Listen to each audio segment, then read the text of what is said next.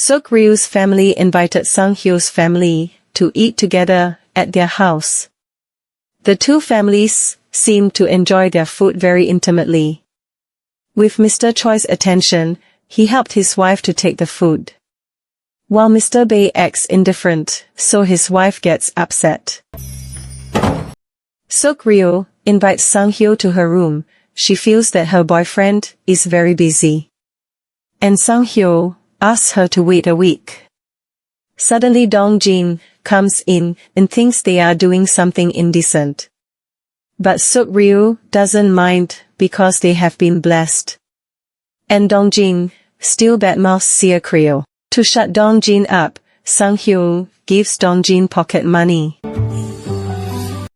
Meanwhile Dan-ho wants to pick up Moim, but instead meets her friend who says that his girlfriend is busy preparing for her departure to the North Pole. Of course Dan-ho is shocked to hear that. Even so, Dan-ho still pretends not to know in front of Moim. Then Moim asks him out because they have never been on a real date. The two then go on a date to an amusement park. On the other hand, the mothers finally find out that Suk-ryu and Sang-hyo are dating. They can be a match because their parents are friends and become close. Both of their parents share the necessities for the wedding later. But they both don't want to burden each other. And as usual they are actually tense because of differences of opinion. Suk-ryu, who knows that Moim will be assigned to the South Pole, gives her a small surprise by bringing some balloons and also cakes. Unfortunately Moim is still confused about how to tell Dan-ho. Suk-ryu advises Moim to be sincere to Dan-ho. For big things, she should be honest and frank. Moim visits Dan-ho's house with a gift for him. She bought a t-shirt for her boyfriend because she didn't want Dan-ho to wear a Mudman t-shirt. Not only a t-shirt for Dan-ho, she also bought t-shirts for herself, Yeon-do and her mother. It was a family twin t-shirt. Meanwhile Dan-ho had also prepared a gift for her. It was warm clothes for Moim to wear, who would be assigned to the South Pole. Moim didn't think that Dan-ho already knew and she apologized for not telling him. Dan-ho is not a pathetic man who hinders his successful girlfriend. It turns out Yeon-do was there and heard their conversation. She and her father will wait for Moim with patience. Meanwhile Sang-hyo and Suk-ryu are dating again. They visit several places they visited when they were both little. When passing by her father's shop, which has now been renovated, Sang-hyo invites her to come in and look inside. Suk-ryu is confused whether they are allowed to go in like this. And when she saw the kitchen, Suk-ryu liked it. Then Sang-hyo told her to look into the kitchen. And Suk-ryu was surprised when Sang-hyo said that it was her kitchen.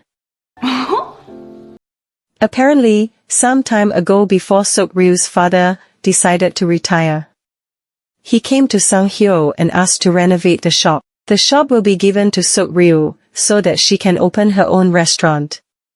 That's why lately Sang-hyo has been very busy because he is working on a renovation project for Suk-ryu's father's shop. He can't reveal anything because it is a collaboration between two men who love Suk-ryu. There, Suk-ryu can make dishes and also provide comfort and healing for others.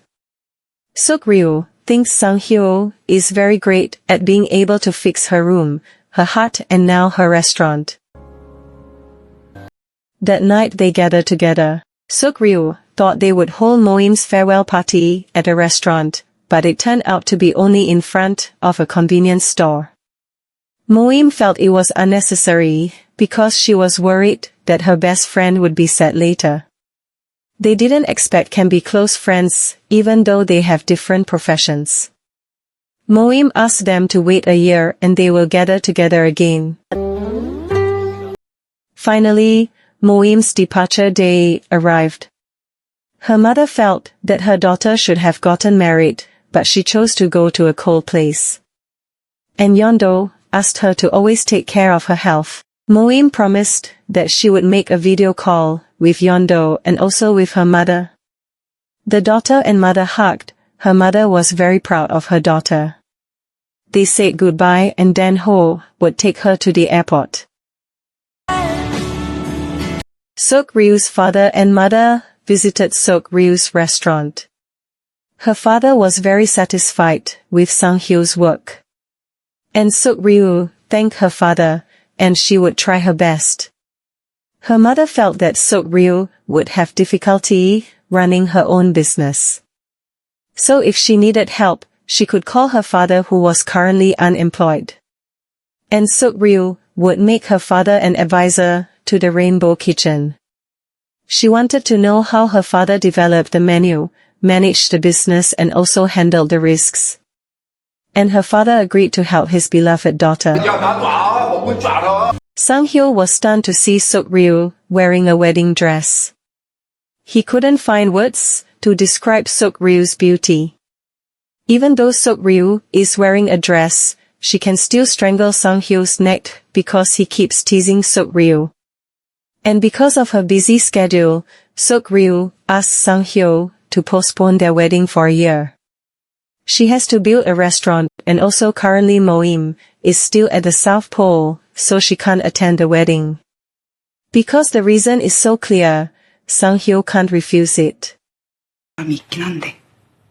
Moim does her job well with her team at the South Pole. She is very happy when Yeon-do and Dan-ho make a video call. And what makes her even happier is when she hears Dan-ho will visit her. Because a Dan-ho is assigned by his office to cover news about the South Pole for an article he will make. In her restaurant, Sok-ryu shares cooking recipes with her customers. She doesn't mind giving away kitchen secrets because the recipes have been shared on her vlog.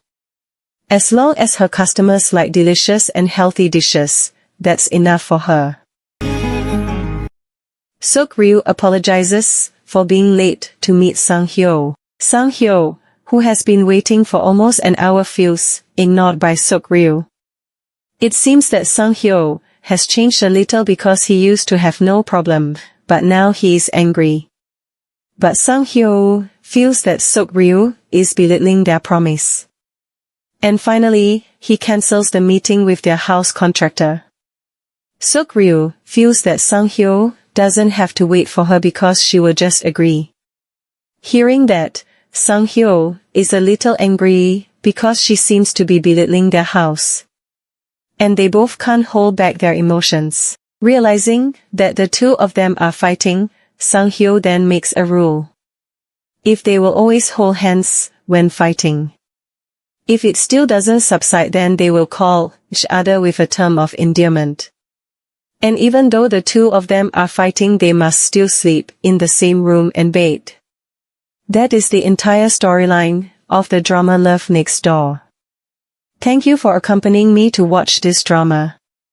Don't forget to always watch other dramas on this channel. 나는 오늘 이거